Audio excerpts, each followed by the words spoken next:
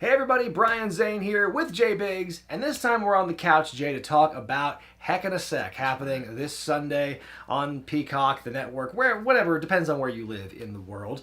Surfshark VPN, by the way. I was going to say, that's a lot better way to watch. So anyway, the show's happening this Sunday, and we were filming this on a Thursday. Right now, there's only 5 matches that are announced for this show. It's actually very interesting, because if this card holds firm, which I don't think it will, but right now, the number of women's matches actually outnumbers the number of men's matches, which I don't think it's ever happened before on pay-per-view. That'd be very interesting if that actually holds true. Maybe we're so close to the evolution, we got the evolution now. Right, exactly. I don't know. Exactly, the evolution's taken form. But right now, we're going to talk about Alexa Bliss versus Shayna Baszler. That's a match that was confirmed this week, and and Jay, this all started over a doll. It did. Is the doll coming back or not? The doll's in timeout right now. That's so weird. Like, I don't get why they did that, where it's like this big thing with the doll. And now I guess, because fans are coming back, we can't do all the wacky cuts that we did before, so it's like, we gotta hide Lily some more. Like, I don't think the Lily's gonna be near over when we get back to having fans. Oh, God, that's gonna be really a big test. Yeah. I think that they're gonna steer clear of it, honestly. By then, my hope and my thoughts are gonna be that WWE eliminates the Lily character and does something else with it. Now, whether that means Bray Wyatt's being held to come back, or there's something else, I don't know. I want like a giant, like, inflatable Lily doll on stage, and some wrestler, it doesn't matter who, just tears through it, and that's like the new embodiment of Lily or something. Oh, dear Lord. But anyway, as far as this match goes, it's really interesting because, like you noticed on the Raw review, Alexa Bliss has like barely wrestled for a very long time. Right. And I'm really curious to see how she's going to perform. She wrestled, a bit this week on Raw. A lot of speculation she was done in ring. Yeah. So, how do you think this match is going to go with her and the Bays? As I said in my review, I actually think that Alexa Bliss is a good women's wrestler, and Shayna Baszler, you can't deny her. I think they're going to have a good match. Hopefully, it's not a bunch of hoo-ha with the mystical stuff and all that. But hocus pocus. Yeah, but I think it's going to be, unfortunately. So, where this match is going to go, where it's going to lead to, I'm sure that Nia and Reginald are going to get involved at some point. Maybe, I don't know, maybe she's going to play the flute and Reginald's going to get hypnotized or something. I'm not sure. I was going to say, do you remember that one video on YouTube, like the most dangerous wrestling move of all time, and it's just like Ophidian hypnotizing the wrestlers? The Shakara guy. That's right. Yeah. We should just get a version of that. I think we get Reginald and Nia Jax coming out and doing some hypnotism. That would be great. A TikTok while being hypnotized. That'd be amazing. So who do you think's going to win this thing for real? I guess if I'd have to choose somebody, Alexa. Okay. I mean, that makes sense to me. I would agree with you. I think Alexa's going to win this one just because she's the character they're trying to push, and, Shayna's lost so much, what's one more going to hurt? Right. And it's all part of the greater story of Alexa's arc and everything. So, yeah, I would agree with you that Alexa Bliss is going to win this one. For the SmackDown Women's title, Bianca Belair will defend against Bayley. I've really enjoyed their feud over the last several months, and now that the championship has gotten involved, the stakes are raised. Right. I think this is going to be a great match. It could be a sleeper for being one of the better matches of the show. Oh, definitely could. Like non-cell matches. Let's kind of make that distinction. Yeah, I do like the little bits and pieces they put in the last few weeks, especially with like the Bayley laughing on all the screens. They're really and stuff putting like over that laugh now, yeah. They are, but you know what? I can deal with one. It's just when you've got Bayley on one show, SmackDown, doing laughs, and then you got a doll on the other doing laughs. It's just, what is the deal? Is laughing evil now? Yeah, I don't know. Apparently laughter is evil, and that's a very big tell. How dare you enjoy something and laugh? Or it's like, it's a spooky laugh, where it's like, I'm laughing, but really I'm plotting something really sneaky and evil. It's like the mom from the Adam Sandler movie, like laughing's the devil. No, there's Waterboy. Yeah, Waterboy. I thought you were going, they're all going to laugh at you, which is the opposite of that sentiment, but that's from the album. My pick for who's going to win, I think, my heart of hearts, that Bianca is going to retain once again. I think they're just going to like keep going with her for a while. I think Bayley's going to give her a great match, but I think that ultimately Bianca's going to retain. What about you? I absolutely agree with you on that one. I think it's going to be Belair. There's no reason at this point to switch it. The last women's match that's officially confirmed for the show is for the Raw Women's Championship, as Rhea Ripley defends against Charlotte Flair. Biggs, can you walk me through what the hell's going on with Charlotte right now? Because she's been losing every week to Nikki Cross by some fluky kind of way, and now she's still a contender for the championship? Like, what is this? I don't know. I guess she's trying to elevate Nikki Cross or yeah. something. Right. She's looking real good with all those count-out wins.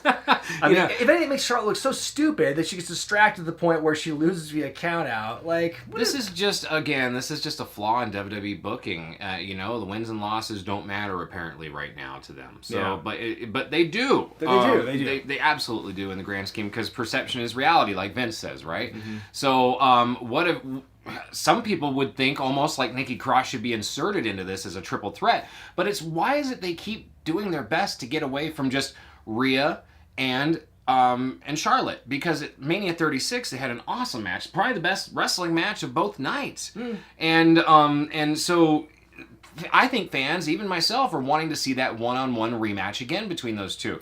So the only thing I can think is they're going to do the match, and maybe Charlotte, maybe they insert Nikki Cross somehow or something, and they're waiting for, I don't know, SummerSlam or something for the one-on-one. I'm not sure what the heck's going on. Do you think she would be, even if Nikki's not a participant, do you think she'd be involved because she's been like a character in this arc on Raw every week? Right. The only thing I can think at this point is maybe she gets involved and she's trying to genuinely help Rhea out, but she ends up helping out Charlotte.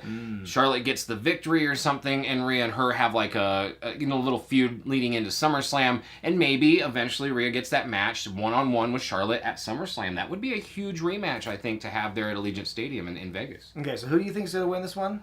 I think I'm going to go with Charlotte on this one. Okay. Why? I don't know, but I think Charlotte's going to win. Okay, I'm going to say Rhea Ripley wins. I mean, I don't think it's going to be great for Charlotte's prospects. I mean, the fact that she keeps losing all these matches. Right. Maybe it's going to lead to something more, but I know, like, the possibility of, like, maybe Charlotte wins here, and like you said, the crowd, the one-on-one rematch at SummerSlam, I think there's a potential in that for sure, and the idea of maybe Rhea winning it back that way is also a good idea, but I'm going to go with my gut and just say Rhea retains. This is the first time in months that we've disagreed on who wins a I know, right? match. It's crazy. This has to break the streak.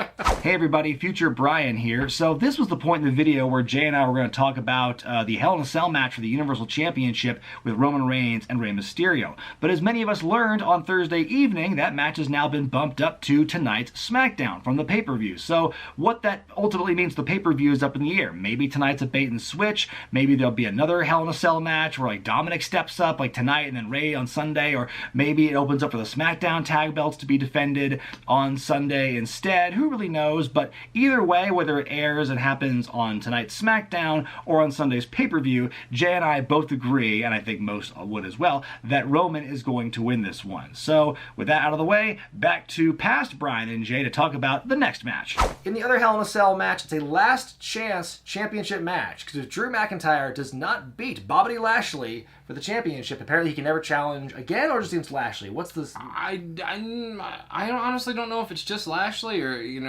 okay. I mean, it doesn't honestly matter because they'll change the storyline anyways in 6 months. Right. No matter what happens, Drew's going to eventually get it. If he loses this one, he'll find some other way to get the belt. That's as dumb as us thinking that Cody Rhodes is never going to challenge for the AEW championship again. I feel like WrestleMania Backlash was the natural place for it to end. Why does Drew keep getting these title matches? I mean, he's great, but is the talent pool in Raw that shallow right now that Drew is your main only go-to guy? I think, and I said this before, we never got the Bobby and Braun match. So if Braun had been around, I thought he would have been a better competitor for Bobby Lashley going forward. Yeah. A lot of what ifs with Braun's release for sure. But yeah, I mean, it's going to be a big physical matchup. They love using that word, especially with the two hosses. Big boy battle. I love those, so I have no doubt it's going to be entertaining on its own. How do you feel about them basically... the whole build-up thing was that McIntyre wanted to hit Lashley with the Claymore. Okay. And this has been going on for weeks and weeks and weeks. Well, they finally got it on Raw this week, and he got the 1, 2, 3 on Lashley. So it gives that bit of doubt in your mind if Lashley's going to be able to retain or not, because just one Claymore and it's over. Right. But knowing the law of how these pay-per-view builds happen, if one person's got the advantage on the go-home show... That's probably the loser. Yeah, they're the loser at the pay-per-view. So, but that's really hard to say. I would love someone to do research on that and just find out how true that is and what the percentage is of the person who has the leg up at the go home show actually losing the match on pay-per-view, because that's kind of a trope and we all kind of associate that, but it's not always the case. Right. So I'm curious to know what the actual numbers are on that. It's still got to be a better number than when Kane, if he comes out and the pyro goes off first, he's losing. Right. It's Ric Flair in the red trunks. That's how you know. So okay, well, who do you think is actually going to win this one? Lashley. Do you think Lashley's absolutely. Okay, I'm gonna break away once again. This is historic, Jay. For the Whoa. first time in I can't remember how long, we're gonna disagree on 2 matches. I think Drew McIntyre is going to win. He's gonna make good in his last chance. Mind blown. And he's going to regain the championship, and he'll be there once again as the champion for a crowd, when the crowds come back. I think that just my opinion is that I think better booking has heel champions because then you have a face to chase. And so my opinion is that it's going to make him more of a face to chase after this dastardly crew of MVP. Yeah, but I mean, if he loses, then he's done. So, like, who else do you have then? But is he? They'll find some way. I wouldn't put it past them to rescind that like immediately, but I would also hope that they kind of like stick to it. So like if Drew loses, then who would you put? And Braun's gone and everything. And Samoa Joe's on NXT and he's locked away there. He can't, Raw can't hurt him anymore. So what do you think would be the next person, if it's not Drew, then who would be challenging Lashley? The only other person they're really in a way kind of building towards is maybe Kofi. For Lashley. Well, because they are doing that thing where MVP's getting into Kofi's head a little bit. That's what I mean. So maybe, Kofi, maybe he'll challenge Lashley, or maybe he'll go to the dark side. Like, who really knows? But, it's like I think there's a lot of interesting threads you could weave from the Kofi storyline alone. But, yeah. Right. At this point, I think we're just going to agree to disagree. I say Mac's going to win, and you think Bobby's going to win. I call him Mac. That's weird. Let's get Mac trending. That's going to be his new nickname now. But those are our humble thoughts and predictions on this show, folks. What do you think is going to happen at Hell in a Cell on Sunday? What matches that we've not talked about on this show or have not been officially announced do you think they will add? Put them down below. And I know Biggs, you will not be here for the review on Sunday night. I won't. So I'm going to be riding solo for this one once again. So you'll be seeing that Sunday night or Monday morning at the latest. But until then, folks, for Jay Biggs, I'm Brian Zane, and we'll see you next time.